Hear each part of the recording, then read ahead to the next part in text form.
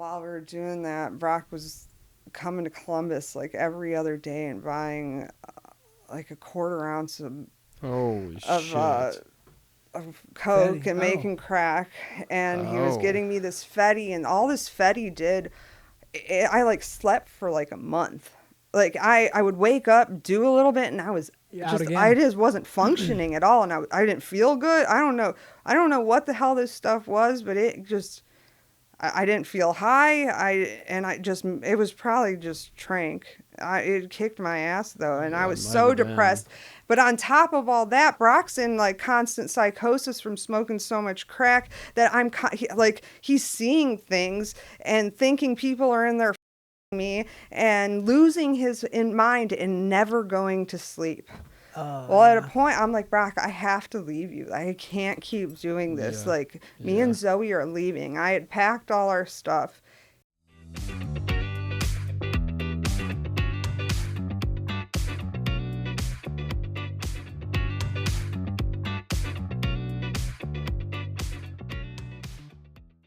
All right, we are back with another episode of Get a Grip podcast. Yet again, wearing our newest fancy merch. You see me here with the T-shirt. These are unisex. We have Aaron. He has a quarter zip. Yeah. I mean, look at this. This makes Aaron look so I feel good. I like it because This took you from like a 7 to an 8. bro, like a 7.5 at least. Right? We've got the Stanley Cups for the ladies. for the ladies. We've got the crew cut. What do you call them? Sweatshirts. Sweatshirts, yeah. What else do we have? We've even got the best item, my favorite item. Don't you say the bag. The bag. What? For the grocery store. Like, reusable bag. So you can get a grip, reusable bag, go shopping. Don't spend that 5 cents on the bag. That's right. Adds up, baby. Adds up. You know you've made it when you have a recyclable bag. You're doing great. That's when you're doing all right. You're doing great. Thanks. With us today, we have Katie Szabo. Katie Szabo. Did I get that wrong? You shook your head like I got it No, right. I was Okay. impressed you got it right. I thought I bombed it completely. No. Thank you for coming. Appreciate the drive down. Glad you're here. How long a drive is that, by the way? Like 2 hours, 2 2 and a hours, half? 45 minutes. And you came from Youngstown. Youngstown. That's the hood up there.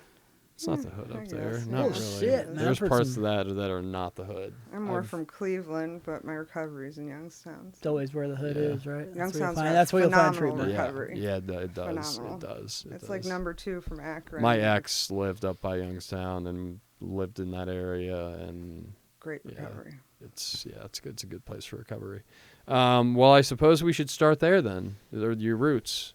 Okay. So I grew up in a really small town called Columbia Station. I went to I lived with my mom. My dad had passed away right before I was born. He was cutting down a tree and it fell on him. Jeez. But he was from Hungary, so my whole family is from overseas. Like ethnic part of my life was pretty interesting. Like I really enjoyed that. But I had lived with my mom and a friend of hers that they both, my mom and dad worked at NASA, and her friend Jean also worked at NASA. So Jeez, What do they do wow. at NASA? We're talking. my dad worked for IBM, but then would come do the computers at Yep. NASA Okay. back Wow. in the 80s.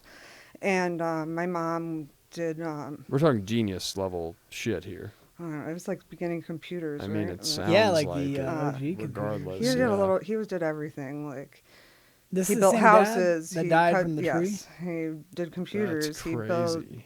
cut down trees. He did He did everything.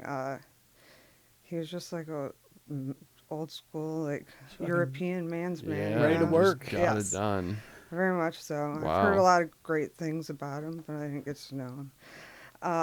Weird question, though, real quick. Did the dad, so the tree thing, did he die immediately? Yeah. His friend was supposed to come over, and my dad had to catch a flight for work, and it was at his ex-wife's.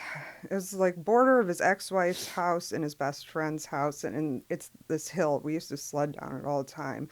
There's this huge tree on it, and he couldn't wait for his friend. And whatever he did, it had like split in half, and half of the tree came down on him down the hill. Ooh. So it So you crushed went him going down the instantly. hill with Yeah. the tree? Well, like he was standing on the like slope. And it just So that- instantly crushed him. God, that's rough. Wow. I know it's hard Sorry, for I my didn't mean to mom. like get into that, but No, that's I'm just fine. always fascinated. Hell I mean, boy, go. I wasn't around, so it's just Yeah. stories. So Yeah. I grew up. He with it. wasn't. So he passed before you were born. 3 months. So my mom and dad got together, or well, she got pregnant. 3 months later, they were married.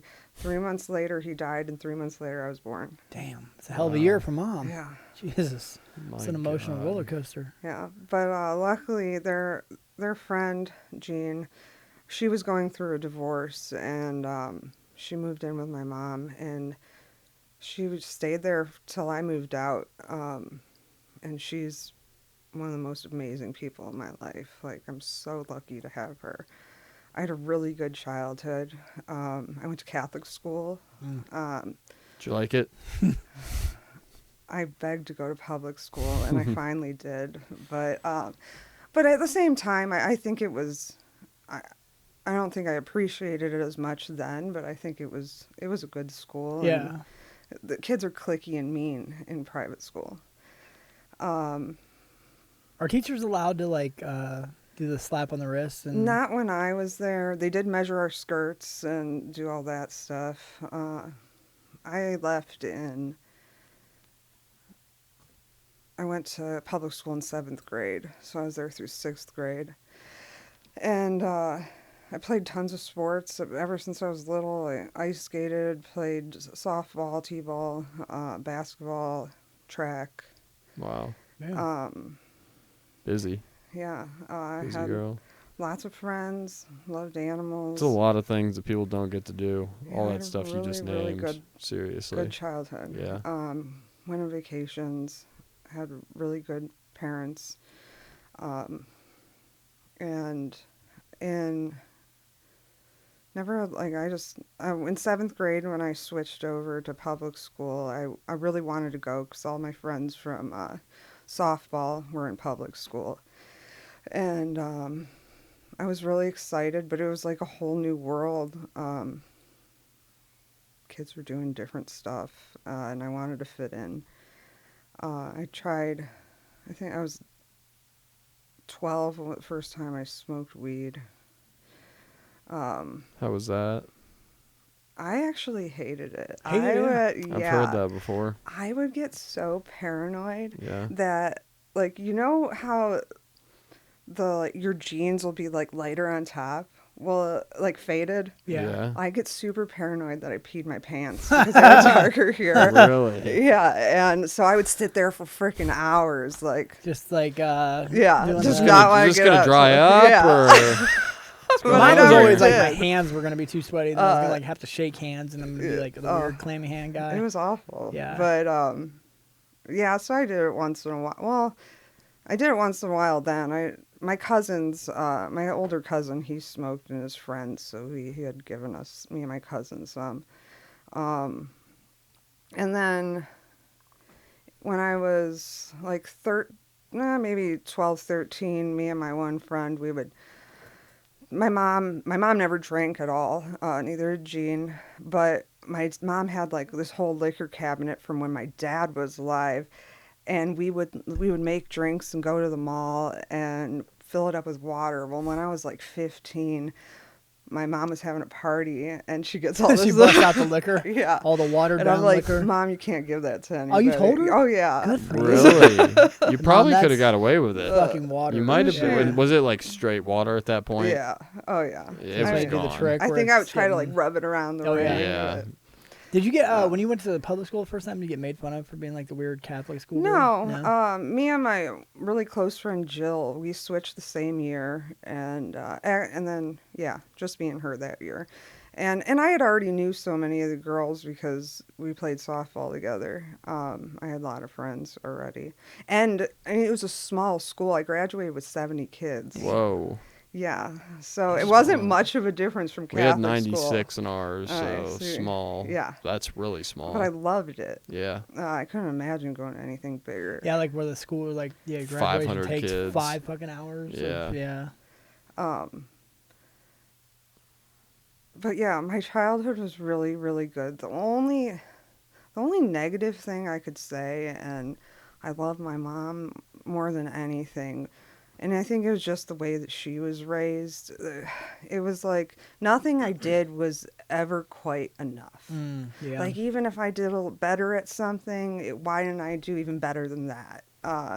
Still to this day, it's just little things, and it crushes me even as an Yeah, adult, yeah. because You you still just do it as an You're adult. you're too? Yeah. all excited because you think you just did something great, and then it's like, yeah, but it takes you right back to that childhood Yeah. like feeling. Yep. Like, where's that pat on the back? Where's that? Yeah. I still and I have know trauma. she doesn't mean it, and I know today where it comes from, but still, isn't it crazy how our minds, like, we still go straight back to that, like, I'm not good enough. yeah, and even though we know better, yeah. it's wild. I get that. Especially when it comes from your parents. Yeah. It's always Yeah. that's the worst. I've tried to just eliminate that from my entire brain, like pats on the back or whatever, like good jobs, just never to expect them. No expectations at all of anybody telling me good job, because what's the point?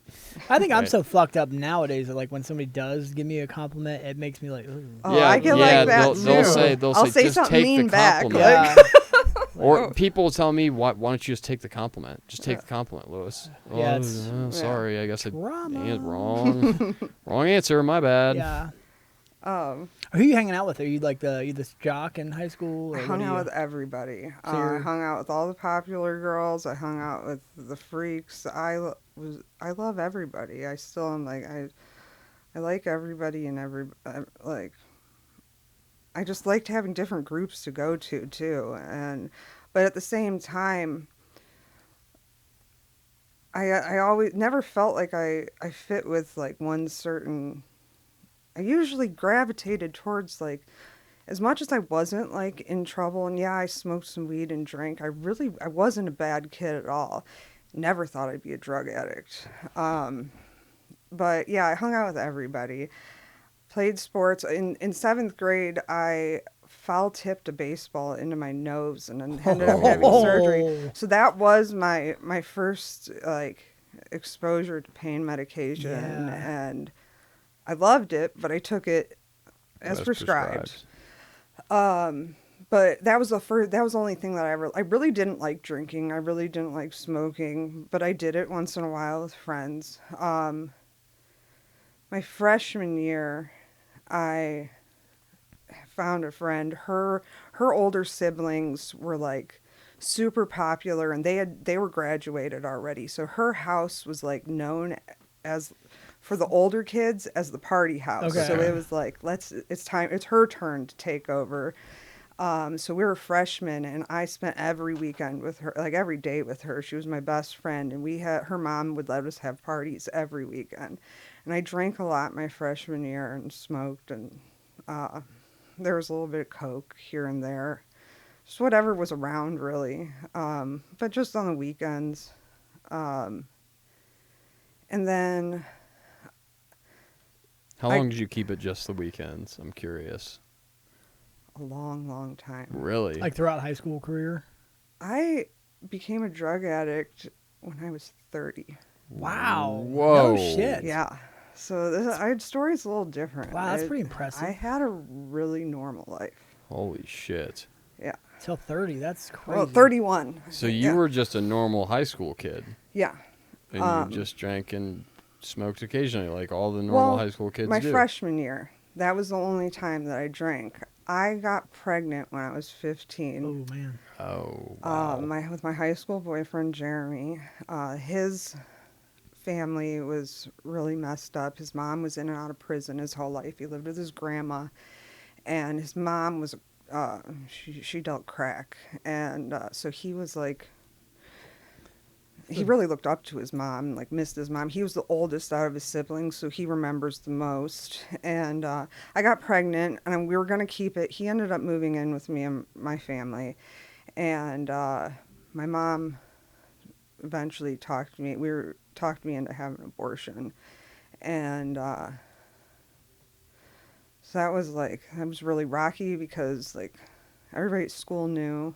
Oh, man. Because I was gonna keep it, but then I decided not to, and I was like, had to do therapy, but I think that pregnancy really woke me up because I stopped drinking, I stopped smoking, but I kind of became his mom, and that's The boyfriend's mom. yeah.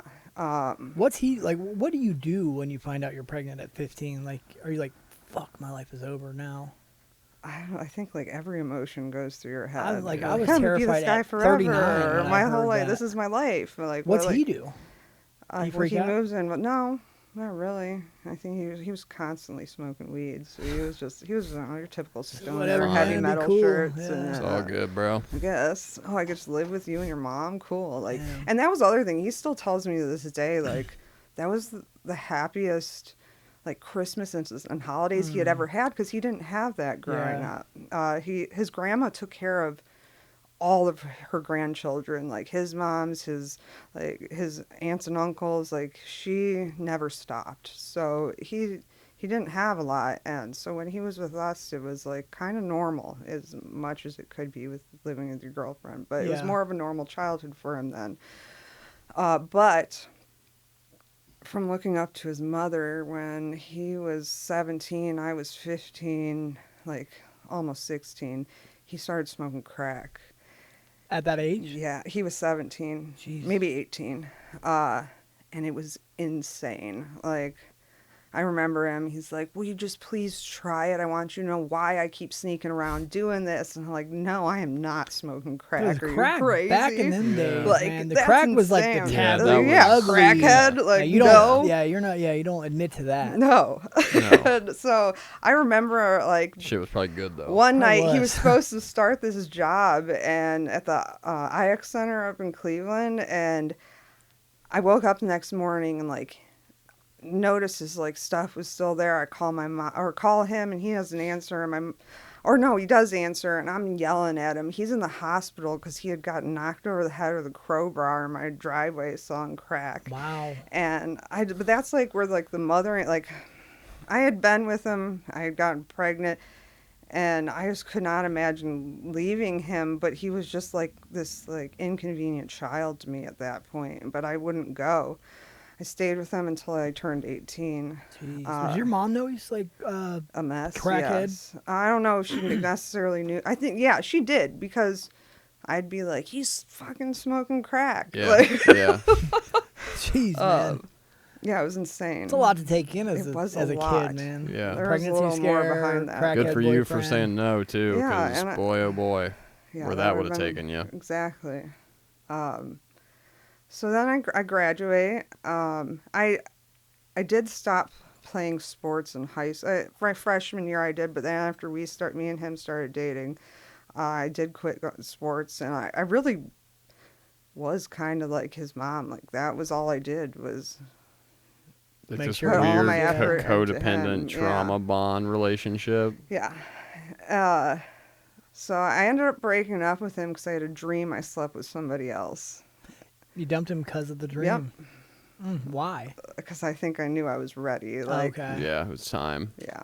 Well, like, what did you tell him when you broke up with him? Was it you I told had him a about the dream dream? that I You had told him sex about with the your dream. friend, and I'm leaving you. And I'm dumping you because I'm I going to go told have you. sex with your friend. Yeah. Wow, poor Yeah. guy. Poor guy.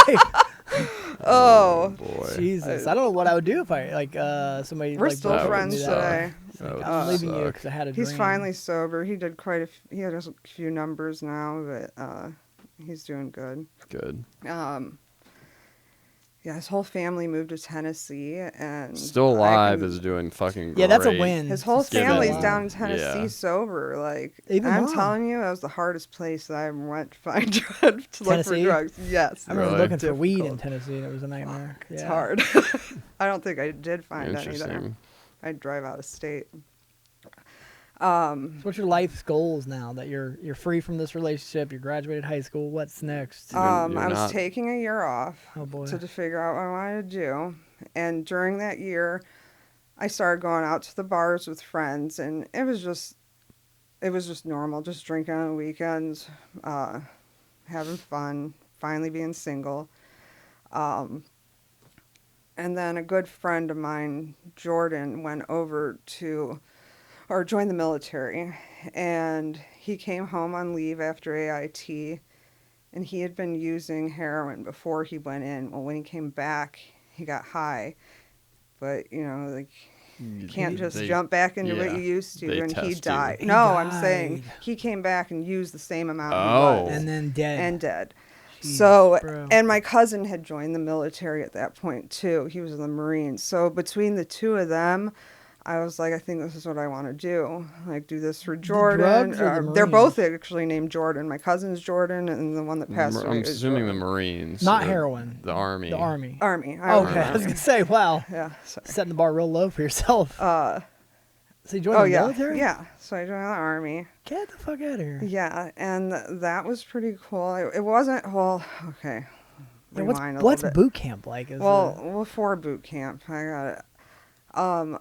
I had a recruiter that was a complete dirtbag. And he had done things to me and a few girls that he should not have done. I didn't know Really? about the other ones. like consensually or No. Okay. I had not known about the other ones before I left. When it happened to me, I talked to my friends about it, and I'm like, you know what? I'm leaving. I'm just gonna move forward.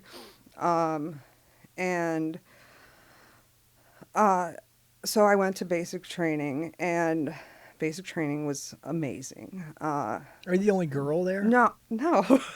Your whole Your we whole have our women platoon. barracks. Okay. Yeah, Oh, so okay. downstairs was women, upstairs was men. I was at Fort Leonard Wood, and Where's that at? Missouri. Okay. Missouri. It's Jeez, so awful there. It is as Everything's bad as, red like, clay. What you see on TV, like them yelling at you constantly. Yeah, but that's the beginning. I don't know if you guys watch this new show Boots. It's freaking really good. Oh, It's really? about I think it's the Marine Corps. But it's just like that. Like in the beginning, they're screaming in your face and everything's like intense, but then as you go on, they get way Earn the cooler. respect and Yes, and it's just an amazing process. I mean, it's kind of like summer camp where you're doing different challenges, but at the same time, they're like breaking you down and you're growing and just feeling like so accomplished and so much better. Like, it gives you so much Yeah. motivation and faith in Purpose. yourself, 18. purpose. Just amazing. How long's boot camp? 6 or 8 weeks? What is it? It's been so long. I think it's 6. I don't know though. But while I was there, I was almost done, and I had messed up my pelvis, and I had told my one drill sergeant about it, and at that point I kept going on it, and then my pelvis had broke. Both sides of my pelvis were broke.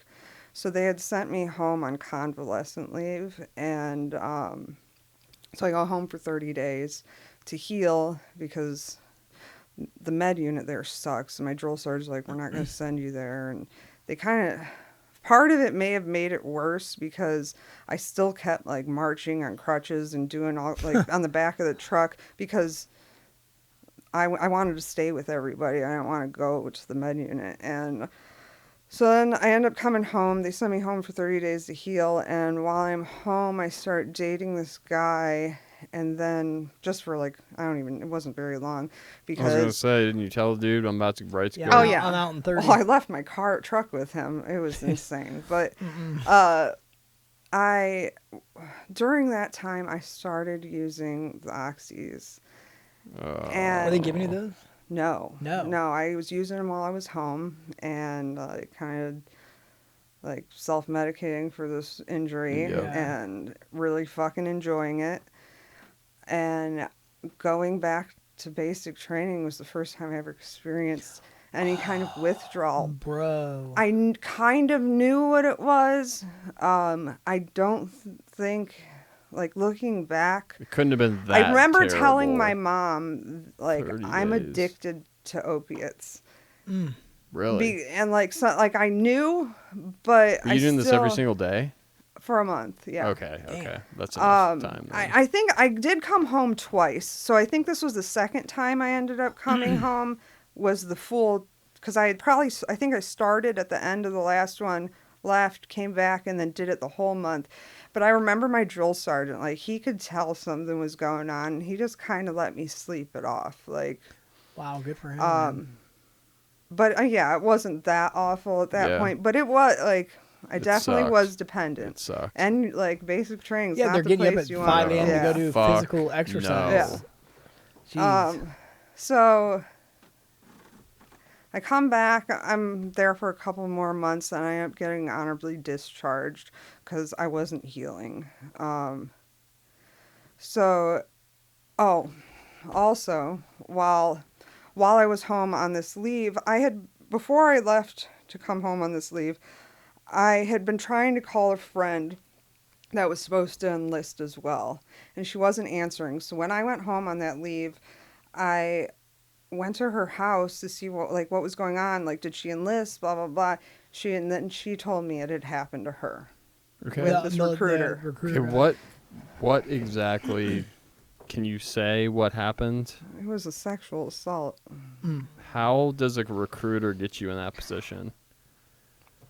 Me personally, I don't know exactly what happened with her, but he lived 4 houses away from me. And he used to just come walk in. My room was in the basement. My mom would just let him go down there. Because he's the 'Cause he's recruiter. the recruiter. Yeah. He has the, Yeah, he's the man. he He's used his safe. authority. Yeah. And it was, I don't know, it was ugly and it was stupid. And I was young and it was wrong what he did. I made, Shit. it was Jesus. just, I hope they caught that fucker. oh, they did. Good. The only thing that really sucks, so when she had told me that, I'm like, we have to go say something. Because if it happened to you and it happened to me, it happened to other people.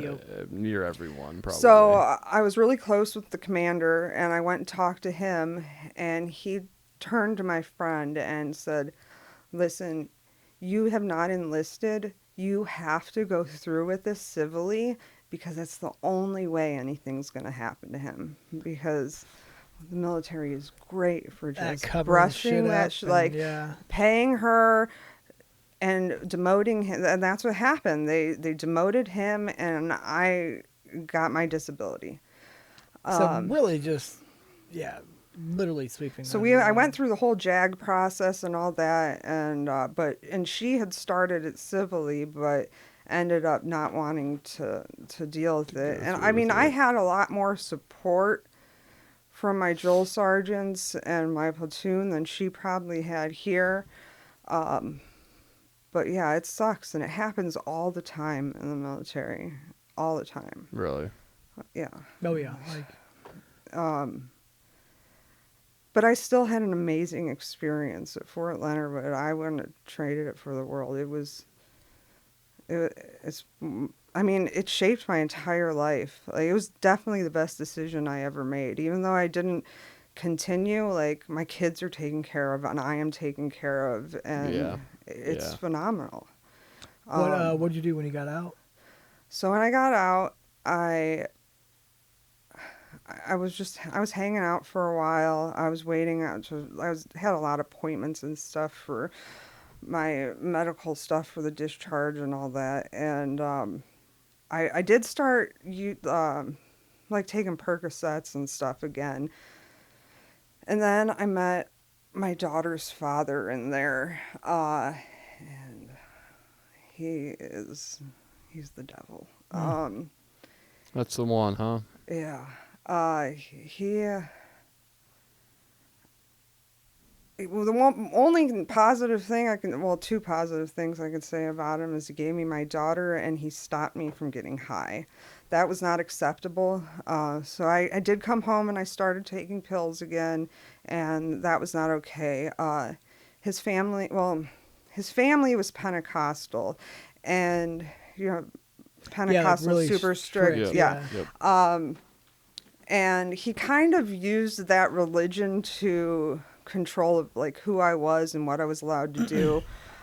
Within the first few months, he had moved us down to Florida with his cousins, and at that point he wasn't putting his hands on me. He was controlling in other ways, but we moved down to his cousin's house in Florida, and he kind of like took over this entire house and started like telling his cousin's boyfriend, this other kid that lived there, like controlling everything everybody did, to the point where his cousins, when I went down there, his cousins were already, Roxy's were big down in Florida.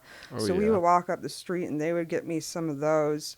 and he was putting an end to that because he was not okay with the drugs. And so he was trying to stop them as well. At one point, they were just like, we need to get away from this guy. And they checked into rehab and just Damn, left, he went never to said treatment to anything. get away from him. Damn. Damn, he must have been a dick.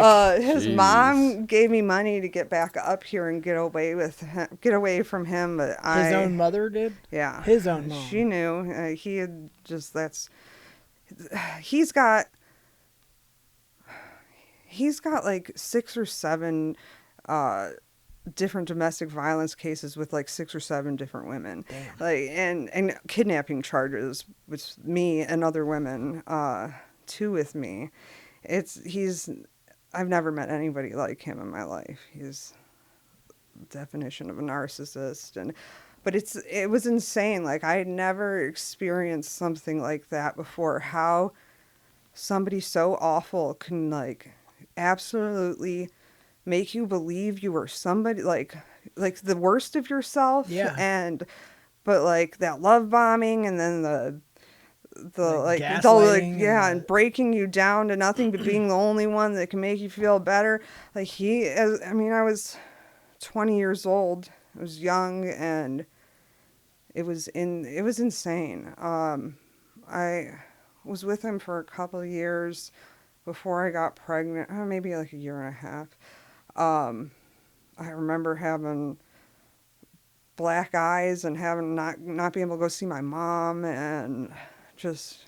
What are you telling yourself? Like, when he hits you, like, are you like, well, he won't do it again? That typical? I guess. Or I deserved it? Or I got to the point where when I finally left him, it took me 3 years of therapy, and I couldn't even leave and go to the grocery store and make eye contact with people. Like, wow. It had me so messed up. Damn. And, but once I got pregnant with my daughter, she was 3 months old, and he put his hands on me on Mother's Day while I was holding her, and I was like, that's it, I'm done. And I remember my mom, like, you really have to do it today? We're supposed to go to Grandma's. Like, I'm like, yes, I have to do it right now. Yeah. Like, yeah.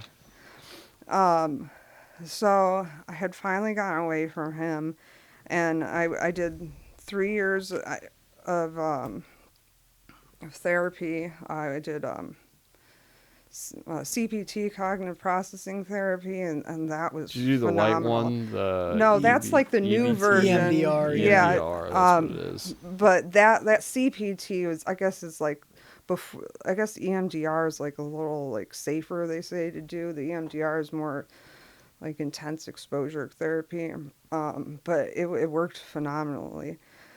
But when I had my daughter, like, my whole world changed. Like, that was my purpose. She was everything to me. And I remember, like, her dad, like, giving me shit, and I was like, or like about being a mom, like, you can say anything you want about me, but you cannot say I'm a bad mom, and I will always be a great mom. I never saw this coming in my life. It was insane. So my world revolved around her. We did everything together. Like, it was me and my mom growing up, and now it was me and Zoe, and we were best friends. And things were good, and I was doing therapy. I was getting confidence back in myself. Do you still have to see him with her? Do you have joint custody? No. Good. No, So he's out of the nothing picture to do altogether. with her. Yeah, good. And then so 3 years, my uncle was constantly like, Zoe needs siblings. She shouldn't just be by herself, and blah, blah, blah, blah, blah. So I was like, okay, I'll start dating. 3 years after I'd left her dad. And so I dated, or went on a couple dates, and I met, so Zoe's cousins, me and her dad's cousin were really close, and she had a son that was the same age as Zoe, so we did everything together. And she had a friend who had a little girl so she was friends with the couple, and the mom had left when the daughter was 4. So I had met the dad and started hanging out, and Zoe, he had gotten a really bad car accident, and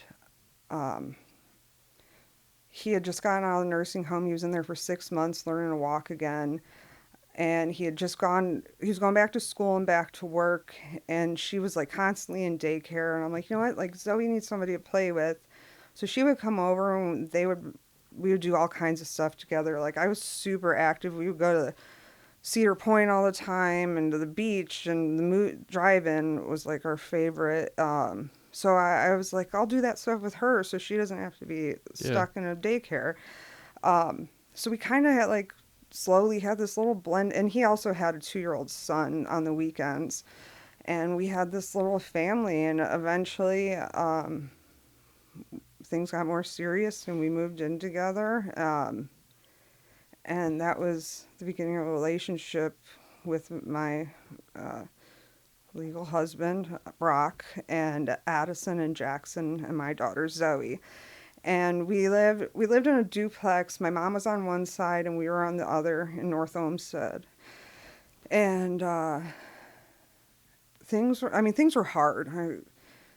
But there was not drugs. Brock smoked weed, and when we had met, he was on a whole lot of painkillers. He actually stopped talking to me until he got off of them because he was on them from his car accident, and he had also lost a few fingers from work a year prior to the accident, I believe. Bud. So yeah, he's accident prone for sure. Yeah.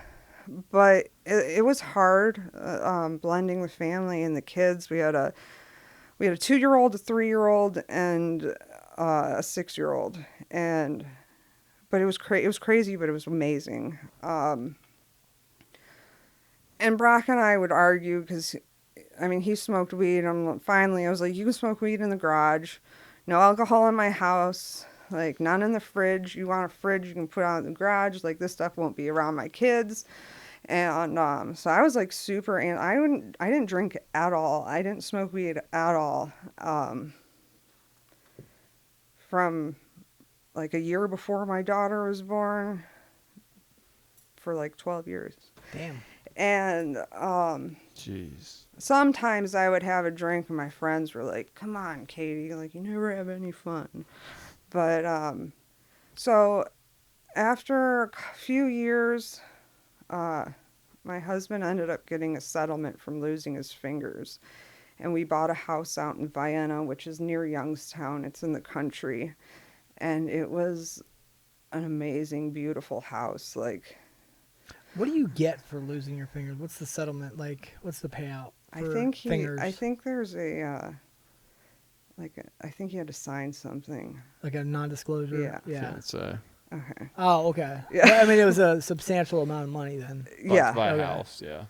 We were set. Okay. Like, we should have been set for life. Okay. With a nice house. Yeah.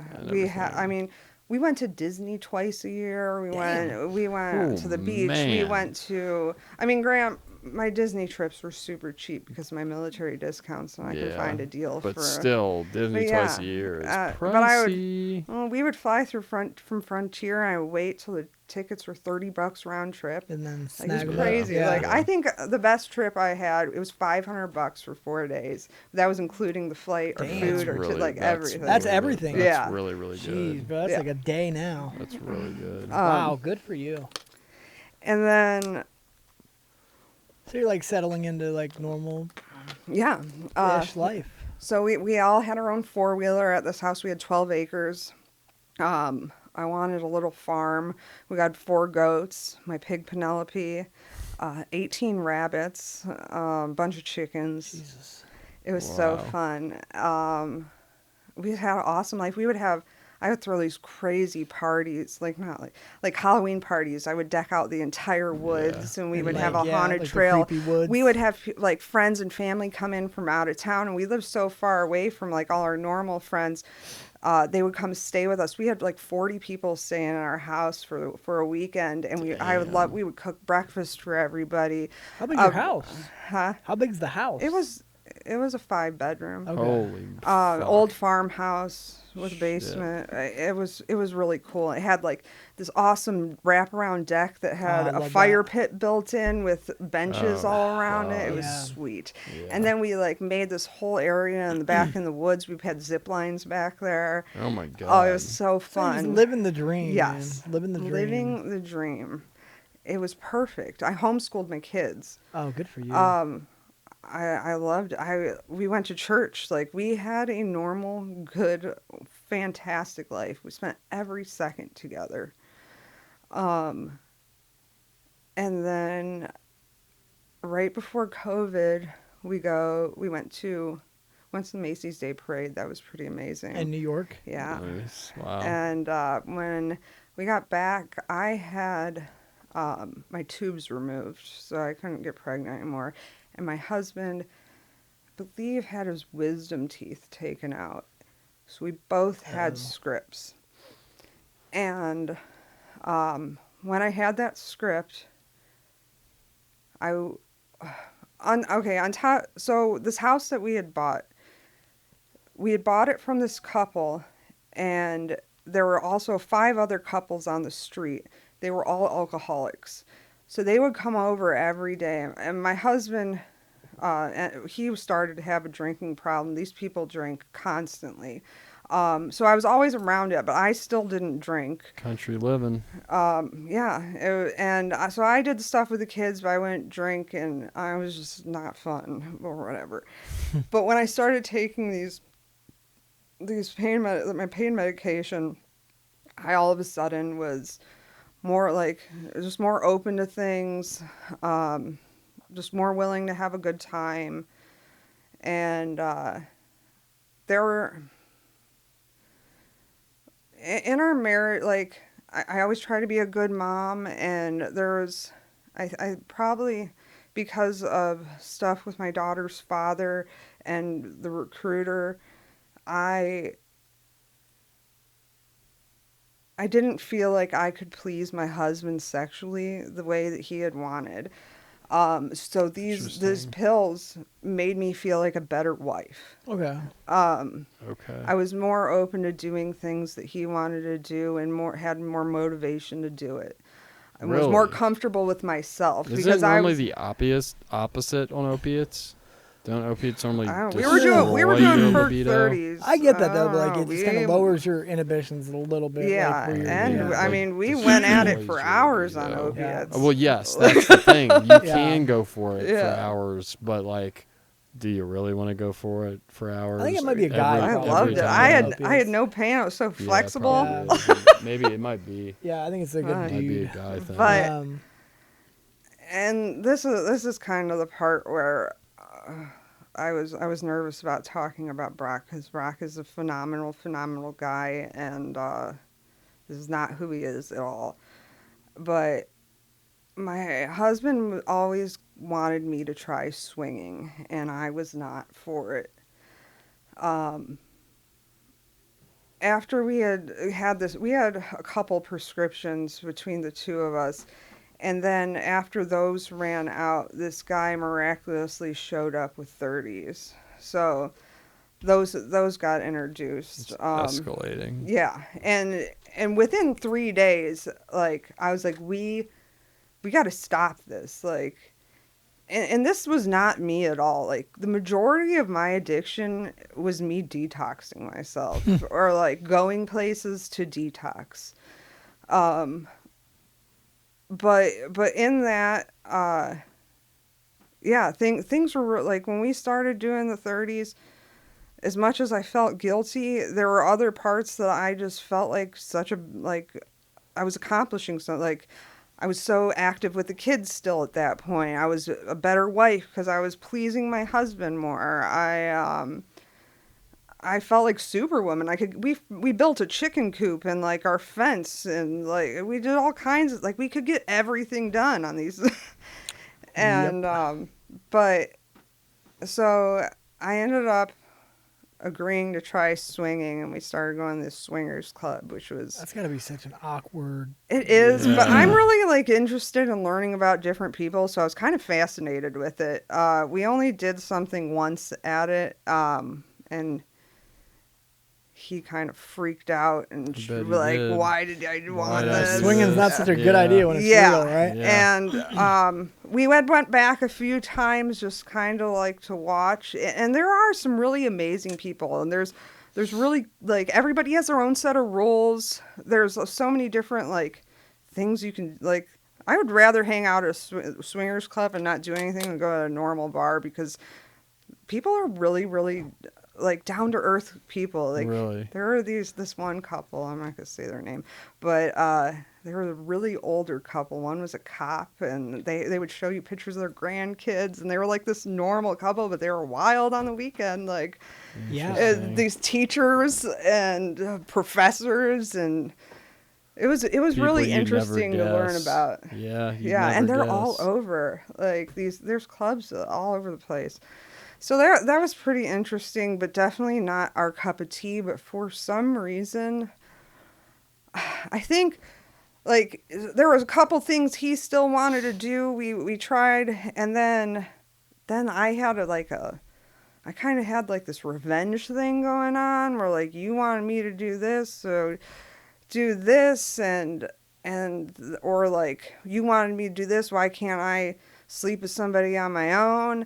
Like, this was not me. Like, I did not sleep, or I didn't even like having sex, and now I'm like, Now you're like, yeah. I did this, why not? Like, I was so disgusted with myself that I had already done these things, but I'm like, oh, I already did them. So Forget it. There's no And- going What's back it now. matter? yeah, and I had started bartending, and met a guy, and I was sleeping with him in the parking lot, like, just wild shit that Katie would never ever do So in a million years. Brock knows all this stuff's going Oh, on. yeah. Yeah. Oh yeah, You told him about the parking like, lot? when I say I overshare, I tell you before it happens. Before it even happens, man. Okay. I can't hold back, and I hate liars. I hate a liar, but yeah, I'm not proud of the things I did. But it was, I don't know. There was part of me that was like, part of it was exciting. It was just like stuff that I could never have seen myself doing. It was just wild. And like bartending, that was pretty, because I was super insecure, and I was really good at bartending, and like all these people liked me, and it was this whole new world that I never thought that I would ever be a part, or think I could even be a part of. I had such low self-esteem, but I would have rather have never lived that entire life and spent every second with my daughter. I'll get to that. So, okay, at this point, Brock's kids, his mom takes his kids. We're fighting all the time. The cops are just showing up at our house after each fight. Well, his daughter would call his mom, and his mom would call the cops. And we were like losing our mind at this point, because like, is it the Alexa? Who was calling the How police? do they know? And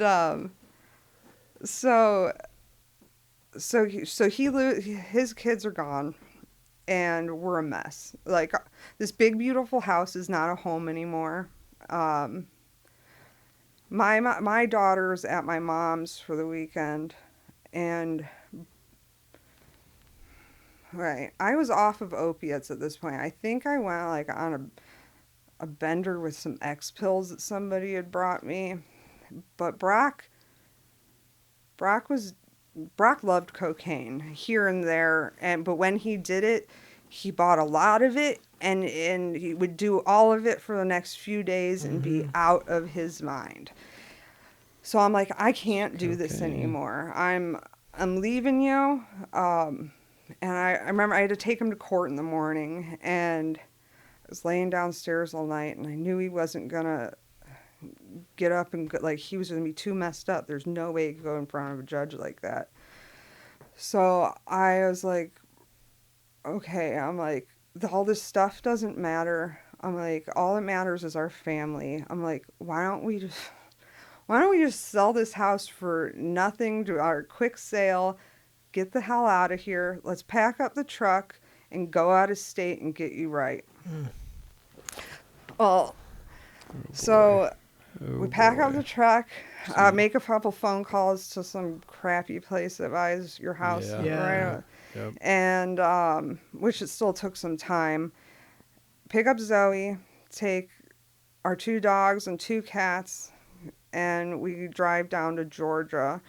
Rent an Airbnb for a month, and we're trying to figure out what we're going to do. Well, when we're down there, a couple days goes by, and like this Airbnb looked really nice, but then it was in this really ghetto-ass trailer park, but you couldn't tell online until you got there. Yeah. Well, this guy pulls up, so Brock's already getting coke while we're down there. I'm like, well, we got to get the hell out of here.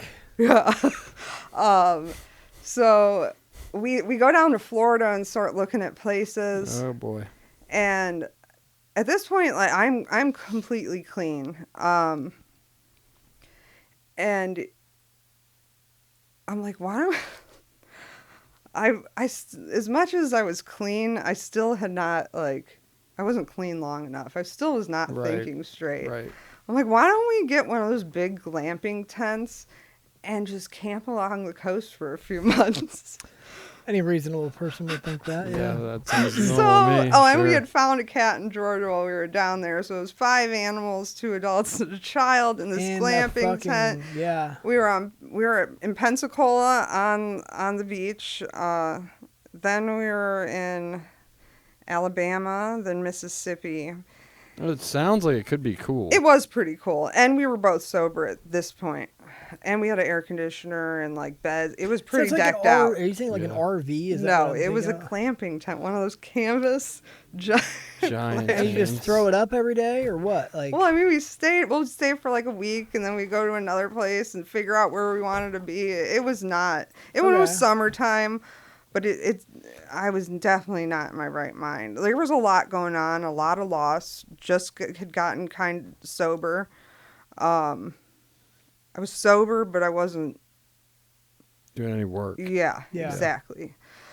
So Brock had not went to court, so I had to come up here and get rid of everything in the house. So he didn't want to come up because he had this warrant no, now. he's got a warrant. Yeah. So me and Zoe come up here and we sell off our entire house. Well, and I'm a mess. While we're doing that, the bondsman shows up and takes like half of the money that I had made. Because Yeah. skipped out on bond. Yeah, and I'm like, I have the money, and Oh, yeah. so. Oh.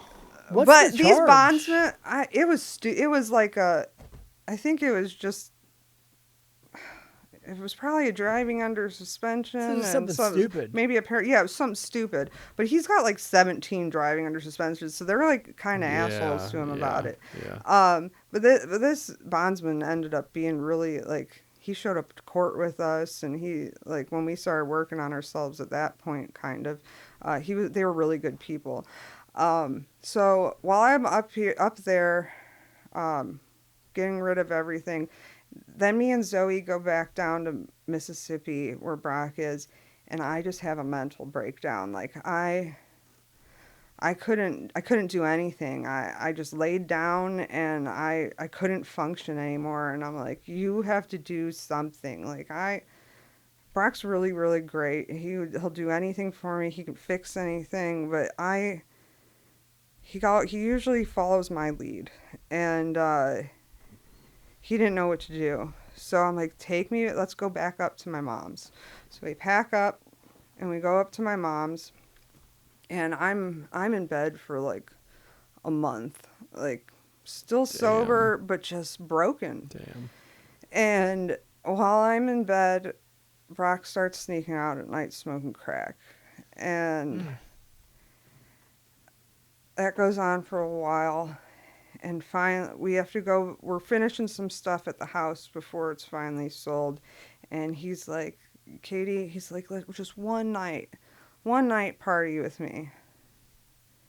I'm like, well, I'm not smoking crack, because that was never my thing. And I still hadn't at that point. So we got some perks, the press 30s, and it was supposed to just be a day. Well, that did not 3 happen. months later.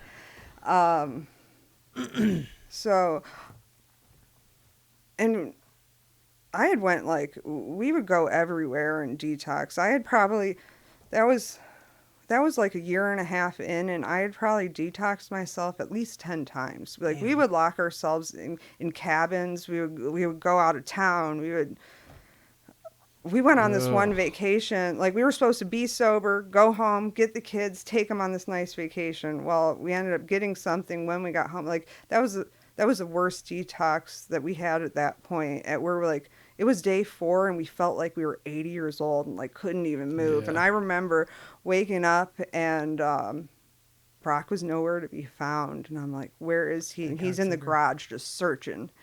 And I'm like, no, like, you don't need it. I go lay back down, and I hear the truck pull out, and I'm like, don't do it. He comes back, and he's like, I have to, like, I'm like, I don't want to do this. And I remember him breaking up. I couldn't even pick up the bill to do it. Like, I was shaking so bad. God, you were so because close. I wanted it, but I didn't want Yeah, it. you didn't want to feel that. Yeah, freaking pain At day and before. he four, held it you're for at me, day and 4 too. You're like right And then you gotta do there. it Yeah. all over again the next time. and then we go. The next day we're going on to Virginia Beach with the kids. And at that, when we were down there, we had it FedEx to us twice. And Brock pills, drove, FedEx, yeah. Jeez. Brock drove back to Ohio and back down in a day. To Georgia? No, to Or Virginia to- Beach. Damn. It was insane. That was a little backtrack, but That is insane. That's a... And it was you said they were pressed. press perks. And all right, so back to fast. Where was I? All right, so we're getting ready to sell the house. You still got some money left? Yeah, how are you guys surviving? Because you get a check for the Brock military. was doing 30 perk 30s a day at $17 a pop. Yeah, how do you afford that? So there's His still some settlement, left. Yeah, we had a good amount. So you're of living money. on the settlement for a good hot minute. But we destroyed that settlement. Yeah. Like, it was insane. So then we finally are at closing on this house. So, and we had just started dabbling again. And I'm like, okay, let's get out of here. Let's come to Columbus and wait till we get this check and just like kind of detox in the hotel. I'll take Zoe to the zoo out here, and things will be okay, and we'll be straight. A terrible way to live. We'll be, God, it gets worse. Almighty. Withdrawal to an Jesus. So we're down here by the airport. Where's that hotel? It's like right across from Sheets and Waffle House. You know what I'm talking about? No, I don't. Yeah. Well, okay, so we're staying at this hotel. It takes Zoe to the zoo. I'm feeling like shit. I mean, yeah, how the hell do you even do that? I just pushed myself. It wasn't that. We had only been using for like a week at this point again. Yeah, So but it wasn't. you're using still, Fetty, though. Yeah. You're not using But Oxy anymore. well, I was almost through it. It was probably like, might have been even after day 4. It'd been a little bit. But Brock comes up. There's a guy downstairs that gave him the tiniest little bag of this white stuff that we had never had before. And oh my God, was it nothing like these pills? It was Fetty. It was just straight Fetty. And we don't really have that up in Cleveland. It's totally different than the stuff that was down here. The tiniest. I barely had to do anything, and it was insane. And like this tiny little thing he gave us lasted us. Rocked your world. Oh, it was insane. So we ended up closing on the house. We're back on drugs. Now we have this dope boy down in Columbus. All this money. Yeah. Well, From the house, my at dream least. was always, because we had sold the house. My dream was always to live in an RV and travel and homeschool. But we had to be clean to do these things. So we got this big, beautiful, expensive RV. And we have it at this campground till Brock's truck can get all the stuff that it needs to pull this big RV. And while we were doing that, Brock was coming to Columbus like every other day and buying like a quarter ounce Holy of shit. of coke Fetty. and Oh. making crack, and he was Oh. getting me this Fetty, and all this Fetty did, I like slept for like a month. Like I would wake up, do a little bit, and I was You're out just again. I just wasn't functioning at all, and I didn't feel good. I don't know what the hell this stuff was, but it just I didn't feel high. It was probably just trank. It kicked my ass though, and I Yeah, it was might so have been. depressed. But on top of all that, Brock's in like constant psychosis from smoking so much crack that he's seeing things and thinking people are in there fucking me and losing his in mind and never going to sleep. Oh, Well, at a yeah. point, I'm like, Brock, I have to leave you. I can't keep doing this. Yeah. Like, me Yeah. and Zoe are leaving. I had packed all our stuff. And he's like, just wait till I fall asleep and go. Well, he wasn't Never gonna have you right? slept for 6 days, bud. Well, yeah, he wouldn't go to sleep. So I was like, I'm like, we're leaving. And he lost it. He did some really awful things. I ended up, he like crashed our car into the RV and did some really, really insane stuff. But The brand new RV. yeah, well, hold on. And so I ended up doing a wellness check on him, but he had that warrant, so he ended up having to go. And I just remember being just the most broken I had ever been. And we were down near Dayton, and I was trying to get back up to my family, and it took me 13 hours to get to Dayton to Strongsville, to Cleveland. Wow, area. really? Yeah. I just Jeez. couldn't, I couldn't do it. Like, I had to keep stopping. I was completely broken. Well, in this like broken shell of a person that I have not felt like in years, who do you think just stumbles back into my life? My insane baby dad that's looking for me at my weakest. Wow. Oh my God, he kidnapped me for a month. He was kidnapped, like literally kidnapped me. He would have me tied down in How the does he car. kidnap you? What's that look like? So he Well, runs into it's you. not okay. So he got kidnapping charges, and he was holding me against my will a Yeah, lot of yeah. times. Yeah, But yeah. a lot of it was mental, and he introduced me to meth. Oh. So now he's not doing drugs. He's on meth, and this is a whole new world to me. I was on Zoloft at the time, so I had went into I had, what is it called, serotonin syndrome. Serotonin Oh my God, it was syndrome, yeah. awful. I was trying to jump out of the truck and kill myself and end it all. The meth caused that? Yeah, because your With the serotonin. Zoloft, Yeah, yep. you cannot mix Imbalance. Zoloft and God. meth at all. Don't. It was crazy. But I've heard of it. I've just never heard of anybody. it who'd was been through wild. I never experienced anything like that. But he did some crazy stuff. I remember him having me ratchet strapped to the car and had a wrench on my lap. Ratchet strapped? Yeah, to the seat of the car, and had a wrench on my lap and told me if I tried to get out or get anybody's attention that he would make it worth his while and bash my face in until it was to like make Nothing it worth left it. of you, yeah. Yeah. Jeez, man. We got to a point this last night of this insane mess. Most of the time my daughter was with my family. But at the end I had gotten this apartment, and she had came, and she had for the first time witnessed him hitting me.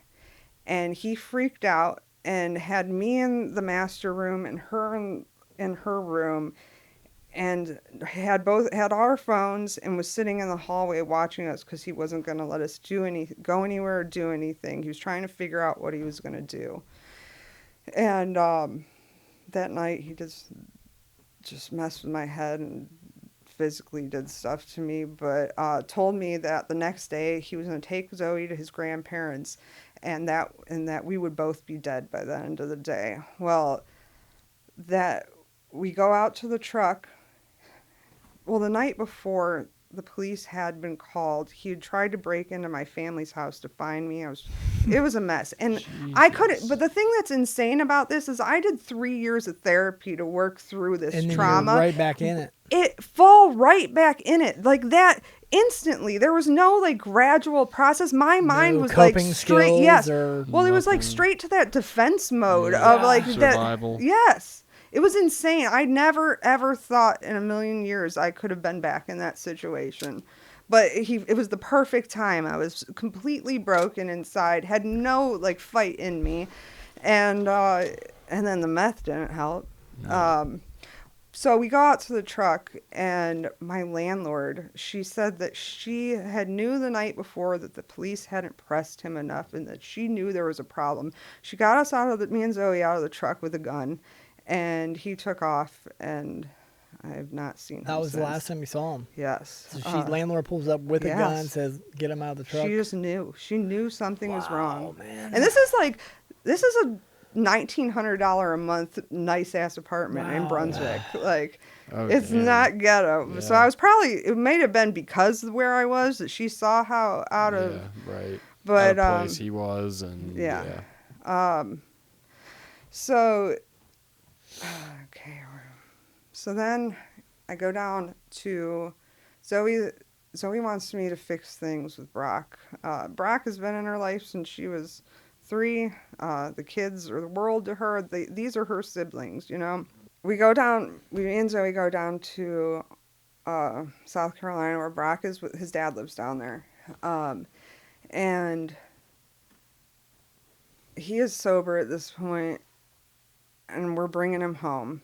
Well, I'm smoking meth now. So I introduced him to meth, which Brock, as we know, is awful when it comes to stimulants. Yeah. He's just instant psychosis. As soon as he's doing a stimulant, he is in psychosis. He's in la la land. Like, people are coming to kill him. I'm doing crazy stuff. Like, it's insanity.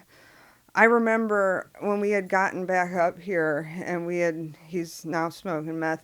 He was just like, he wouldn't stop pinching me in his sleep or like saying weird stuff. And I remember dragging him into the VA, like, something's wrong with him. He's losing his mind. They're like, is he on any drugs? No. So I give him some meds and, but, so that's when the meth is real, like, the opiates were bad. And I knew, see, the thing with the opiates is I always knew I was doing something wrong and I always wanted to be done with them. This is are destroying my life. They are no good. Well, the meth is telling you, even though you know it's wrong, like, this is normal. Like, all of this is perfectly normal. And there's something about meth where, like, you just don't feel like you really need to stop. That was the first time, like, that was like over a year period where I was just doing meth for a while, but then I was back to the opiates and I never stopped a day. From the day I started smoking meth until I got into treatment while I went to jail, there was not a day I didn't smoke meth. Damn. And, so that's when things got really, really insane. Brock and I were not happy at all from everything that we had done to each other through this period of time, and from the meth and the psychosis. We were constantly fighting, and Brock has never, ever been one to put his hands on me ever until this point. And there's no excuse. It wasn't like anything like my daughter's father, but it wasn't him. This was not him whatsoever, but it sucked. And there was nothing that I could do or say that would change his mind about anything that he thought. So then I kind of stopped. It was like, if you think I'm doing all these things, then like, I'm going to do whatever I want. And we had went through this point, like, he's like, I don't want to give up. Like, both of us took our marriage very, very seriously. And, we just didn't want to quit it. So I was like, okay, well, we tried the swinging. What if now we're not getting along at all? We don't make each other happy. Why not, like, go find our happiness and, like, be each other's person who we come home and talk to. And like, we're not making each other happy. If we don't want to leave each other, like, let's look at it differently. Well, I start seeing this guy that's running from the feds and has a stolen car and is going to Walmart every day. Some winners. Oh, it's insane. Jeez. It's crazy. I had never met how to people pick like 'em. this before. Now I'm in Cleveland and stuff is, I had been doing drugs at this point, but I had not seen like city drugs. Like the And, lifestyle yeah. drug, yeah. Like this is a whole nother world. Like there's these people like living like this every day, and it's like you don't even see it. Like today I don't see that, but it's everywhere. It's crazy. I never knew that existed. Like I was pretty sheltered. So I start really losing it. I moved this guy in with us for a couple days. I'm just running around constantly, running away. At one point, he shows up at this guy's house.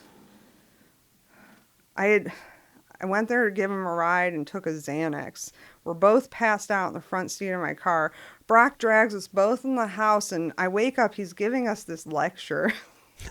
The guy has this other girl that shows up, and he's like, Brock's like, isn't that your dude? And she's like, isn't that your wife? And like, and he's like reprimanding us and carries me home. And I remember waking up and like just going straight back, just pure insanity. And I know it sucks. 'Cause I really, really hurt him. Like we both really hurt each other, and it's not who we are. I'm like, you wanted fun. Yeah. You got it. Oh, Yeah. God, it was insane. We ended up losing that apartment. Where? Oh, in Brunswick. Go ahead. Yeah. And then, so when we have the U-Haul, and we're going to, so we're taking the stuff in the U-Haul to the storage unit, and it's like 1 a.m. We're getting off 71 in Strongsville, and I'm not thinking anything of it. I had gotten pulled over 3 times on that same strip in Strongsville that month, and nothing ever had. They never searched my car, and I've never been in trouble or anything at this point either. So, and I'm not thinking I have a U-Haul exiting the highway at 1 a.m. Yeah, Maybe they're going to think this is more suspicious. Right. And so they have the dogs already, and I had a tiny, I could have got rid of it easily. And yeah, they searched the car, and so they ended up finding the drugs. Brock slipped his crack pipe under my seat. They ended up charging me with everything. What What a a dick dick. move. Yeah, that's such a dick move. What a dick. Yeah, move, we had dude. some words. I even said to the cop, I'm like, did you ask him? He's like, yeah, he said it wasn't his. I'm like, we better go ask him again. Oh, I was mad. So I don't know if they're still doing it like this, but they test it and then they indict you later. Yeah, Okay. later. I didn't know that was a thing, and I was like, sweet, we leave. And Good so old we time. left. Yep. And the next week, Brock and I get in this huge fight, and he breaks out my windshield, one of my windows, and I leave. He had my wallet, broke my phone. So I'm like, okay, I'm going to go to Walmart, and I'm going to get something to put over this window because it's raining, and I'm going to get a phone because I had like something to return. And then I'm going to go to Gabe's so I can return this thing and get cash for gas. Well, do that. Left the phone in the cart at Walmart, so I didn't have a phone still. Get to Gabe's, get the money, come out, and my car battery's dead. So I'm like, okay, I'm just going to go to sleep here and figure out in the morning because I don't have a phone, I don't have money, I don't have shit. Well, no, I had some money because I just returned some stuff, but I can't drive anywhere. Well, I start hitting a foil and wake up to the cops, and I have a dog in the car with me. Knew that was coming. I ate a foil. You ate a foil? ate a foil. What was that? Whoa. It was awful. What do you do? I was- Chug, like, just drink it with water? no, I or was you in the go back of the straight? cop car trying to get it down. Wow, man. Oh my god. You chew it up first? It How was do you get already. it? It was. It was already- They were pretty small. Yeah. You know, God. it's not like you're doing a whole sheet. Yeah, but still, Jesus. Sheet of Yeah, aluminum it kind foil. of sucked. But then again, they let me go, and I'm an asshole drug addict at this point, and convinced my family to get me a rental car, who I shared with the dope boy. Mm-hmm. And so now I had left Brock. Brock's on his way back to South Carolina with his family. I move in with my friend Jimmy, who I'd met through that guy that ended up getting picked up by the feds. Well, this is a whole new crazy life because Jimmy and his friends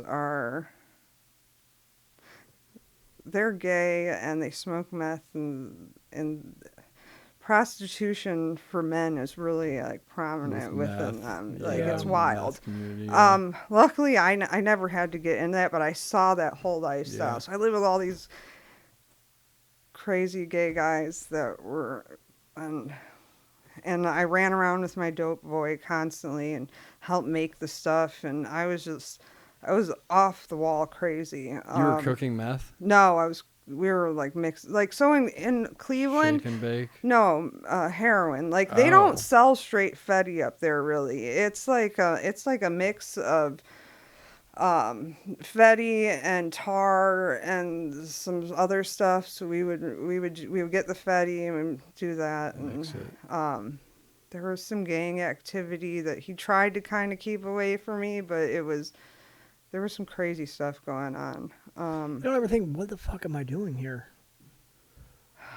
At that point, I think I was so far in that all this stuff was just like, I think I just wanted to experience it all at that point. Like my mind there was no point where I was getting sober anymore. Like I finally, out of the once the question. meth started, there was no thought of detoxing every month. Mm-hmm. Like Yeah. it was just pure insanity constantly. Like I wouldn't recognize myself at all.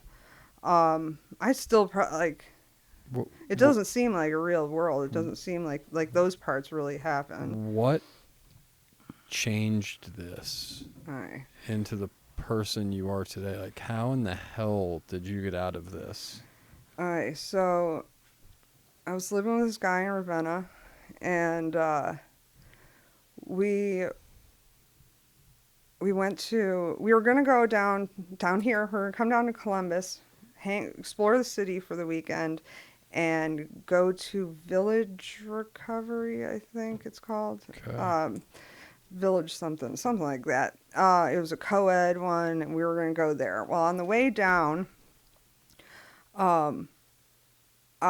we stopped at Walmart, and I was tweaking. He was in the car shooting up. And I was high out of my mind swapping tags. Like, I had money. I did not have to steal. I was just doing dumb shit.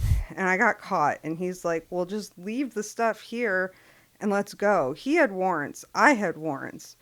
We were going like 120 through downtown Ashland. Oh, you tripping? They threw the Holy- spikes out on us. Are you gonna chase? Yes. Jeez, Oh man. yeah. Like we were flying. They I hit you told with the him. spikes? I told him like they threw the spikes out. I could see it. Like the cop cars were there. There's this huge Yeah. field, and I had a brand new Bronco that they took. I bet they did. Yeah. So I'm like, go.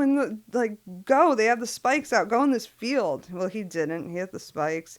This is my first time really being arrested, and I'm like, this is like, get out of the car, put your hands up, back up, get on the Guns. ground. You're dangerous. Cops, At that like point, yeah. insane. You're dangerous. Yeah. It was scary. Yeah. It was so crazy. He got to go right to the hospital because he had done what we had. He's like, I just did the 3 grams of fentanyl. Take me to the hospital. And I'm like, I'm stone sober. Yeah.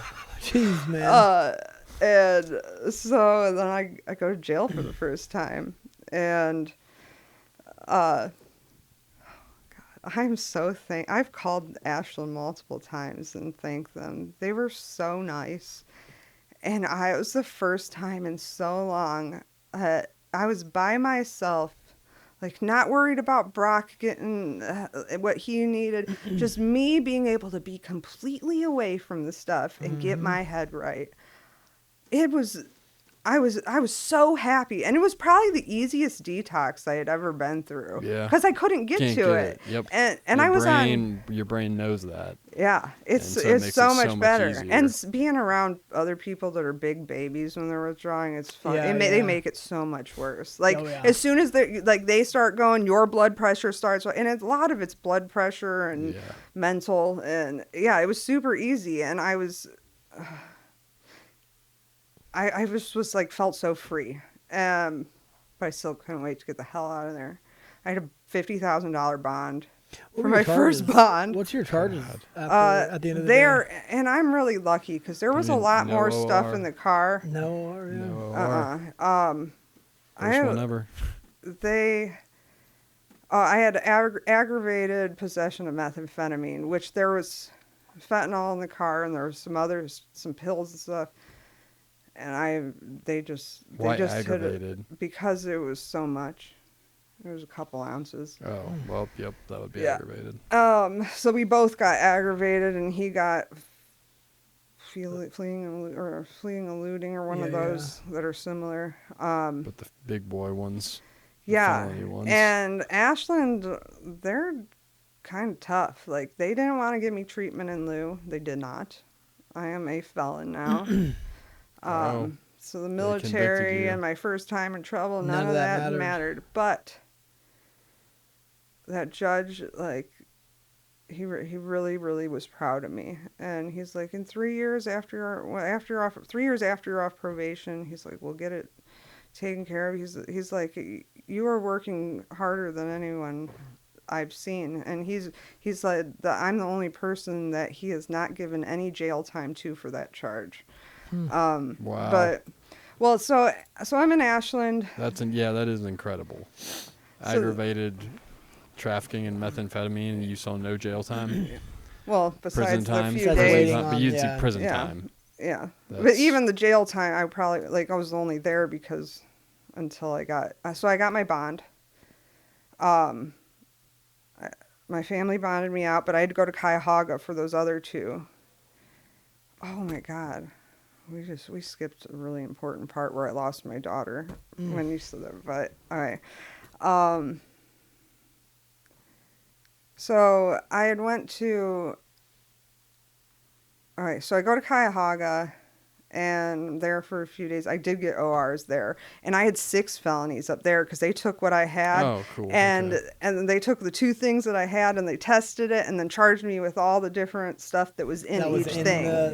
Yeah. Man. So it's 6 felonies up there, 1 felony down here, You got and I get OR'd the on OR 6 and felonies? Yeah, Jeez. You fucking kidding me? I mean, golly. that's Cleveland. I couldn't get an OR for my first ever arrest, and it was a misdemeanor. Yeah. That's real.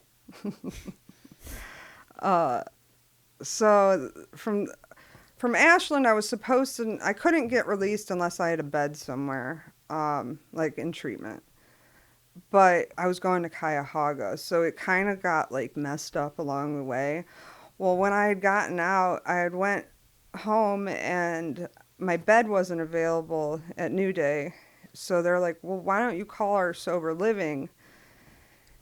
And they had a bed. So I've never been in treatment before, so I don't really know how it works. The judge was expecting me to go to inpatient residential, and I'm thinking that sober living's like the same thing.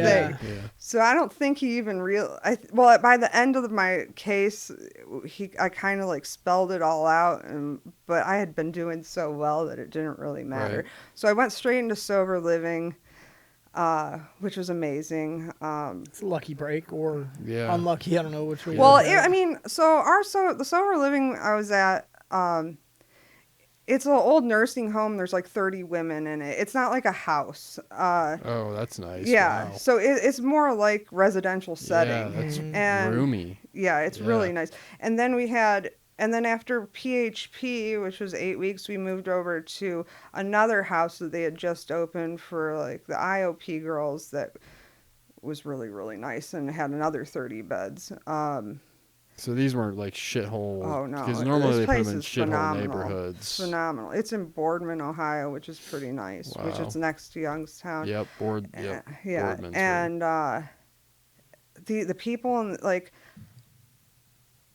I've always done everything where myself. I've always taken care of everybody else in my life, and I've always handled everything on my own. Like this was the first time that I like realized that I couldn't do this on my own. I had tried everything in me so many times, and I just couldn't do it. And going to jail for that period of time, it was like 20 some days, was enough for me to just be away long enough, and then to get to this amazing community of people. Like my whole life I was always drawn to addicts and broken people, and I feel like I still am, because I don't know, there's even in recovery we're still those same broken people. Yeah. But I just feel like those people are just so much more empathetic and understanding and real. And so I found those people in a sober environment, which is so awesome. And so when I was there for 4 months, and they were really kind of like, after you're done with programming, gotta go, because a lot of it's about money. There are a lot of good people there. Yeah. So I had to get an apartment, and I got the first apartment that I had applied for, and I had like 2 evictions. Now I'm a felon, and I thought You're for sure lucky I as wasn't shit. going. And I wrote my story to everybody that I sent a application to. Yep. And that helped. She was so It understanding, does. and I've been there for like 9 months now. But when I had first moved in, going to treatment was great, and I went to AA meetings, but AA meetings were like, there was so much you had to do that like AA was just another thing, you know. Yeah. It's like, so I knew the solution, but I wasn't in that solution yet, because I was too busy with what we had right there, that little safe space. And but when I got my apartment, I instantly started isolating. I didn't use, but I could tell that my mind wasn't in the right place, but I knew where I could get help. And I started going to 30 meetings a week. I got a sponsor. Damn. Yeah, all I did was go to meetings. I would find the next meeting after that meeting ended. I Breakfast, started lunch, dinner. chairing meetings. Good for you, man. I just surrounded myself with these wonderful people. Yeah. And so I did end up losing my daughter, and it's been insane, because I lost her in Tennessee, because I bounced around so many places trying to get sober. And with the state difference, it's been insane. I finally have a caseworker that's trying to help me, but like we can't even get counseling and stuff going because of the state and Yeah, it's Red already hard tape. enough. yeah, Tons of red tape. but she sees how well I've been doing, and so, but if I didn't have AA and the people around me and learned what I have, what I'm going through now with custody for my daughter, I don't think I No would way you still could be do it. sober. There's no way.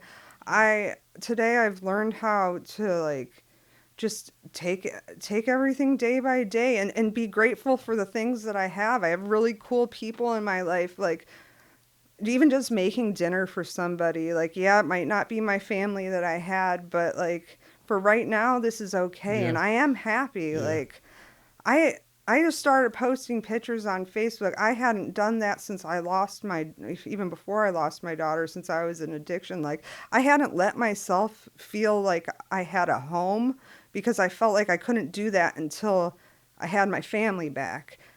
But today I'm okay just today. Like, I'm truly happy. And I just keep telling myself that when I'm back in my daughter's life, which it's going in the direction where she's coming home. But even if she weren't, I'm going to be the best person I can when she's 18. And I'm going to build myself a positive, happy life. Like, it doesn't have to be what it was before. I can still be happy. There's so many good people out Yeah. there, Oh, and yeah. and everything happens for a reason. So I, I've I've spoken a lot at meetings, and I still go to aftercare. It's been almost it's like been 8 months I've been in aftercare. I Wow. just keep going because it's It's working. working. yeah, it It's works, working. and it helps the people that are coming I in. was gonna say, what's one piece of advice you would give somebody out there watching that's using or drinking right now? That you don't have to do this on your own anymore. That there's a huge group of people willing to love you until you can love yourself, and that it gets so much better, and that it is hard, but it's so worth it, and the thoughts eventually go away for the most part. Yeah.